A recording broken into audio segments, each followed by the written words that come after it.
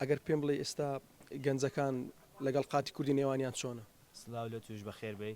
وڵی ئەوە ڕاستی بی ئێستا فەرقەشی زۆری کردی لەگەر پێشتر تقریبان 8 سال 9 سال پێش ئێستا ئەوەی ئەم تێبینیم کردبیتن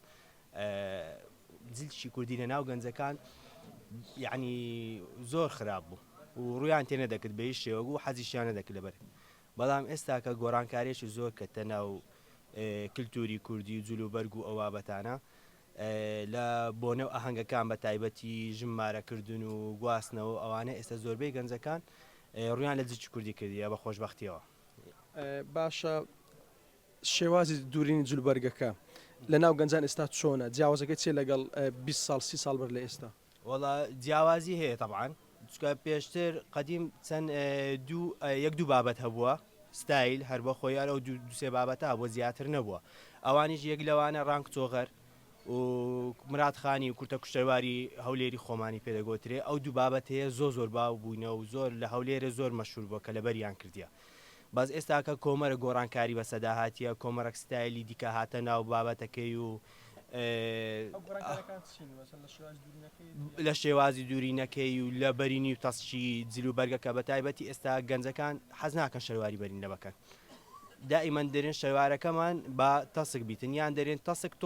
تۆزێک بەلای بەرینی دابی یعنی حەز ناکەم بەرین بیتن خەڵکی هەولێر وا لە بەدەکە نازانم بەس ناوچەکان کە وەکو سلێمانی ئەوانە حەز دەکەن زیاتر بەرین بی شەوارەکەیان بەڵام گەنجی هەولێر بەحام حەزیان لە شەرواری بەرین نییە. بۆ ئەم بەهار و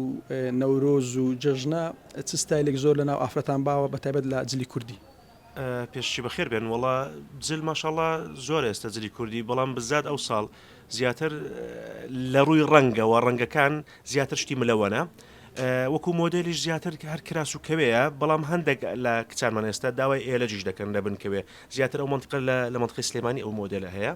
بەڵام ئێستا ئەوە لێرە هەولێرش بوویتە باو قوماشیش نوعیەتی تۆزە قوماشی ڕق اختیار دەکەن ئەوی بتوانی ڕاوەستی ئەو مۆدلە لە کراسەکەی قوماشی شلکە طبعاً کراسی کوردی زیاتر احتیمام بە سادە دەدرێ ئەوەندە ئەو ساڵ دیزایانی قاش و بریقە و ئەو کریستال و مریستال و ئەوانە نییە ینی ئەوجە نازانم احتیمالی شە بگەڕێتەوە سەر وەزعی جیرفانی خەڵک لەوەی هەرزانترە و کولفەی کەمترە زیاتر تەڵەبی ئەو شتانە دەکرێتن. باشە جیاوازیەکەی چێ لەگەڵ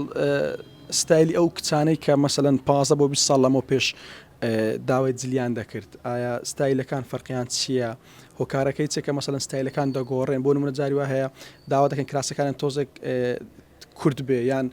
سنگ کراوە بێ یان سنگ داخراوە بێ ئەم جیاوازیە بۆ چیە؟ جیاوازی هەیە یان ئەگەر هەش بێ بۆچی دەگەڕێت؟ بە شێوەیەکی عام نییە ئەو جیاوازی دەگەڕێتەوە سەر داواکاری کەسەکە بەڵام کە باسی 20 ساڵ 15 ساڵ پێش ئێستا دەکەی ئێستاگە بێەوە ناو دنیای خەیاتی ئیشەکەیمە بەنسبەت یعنی مۆدلان مۆدلی جلی کوردی تقریبا دەتوانن بڵێم وا دەگەڕێتەوە لۆ ساڵانی هەشتاکان دووبارە دەبتەوە یعنی ئەوانە تەڵەبی پێشوو دەکەن حتا لە ڕووی ئکسوارات توشتیوا کە بەکاردێن لەگەڵ جلی کوردی هەمووی ساڵی هەفتا و هەشتایەکانە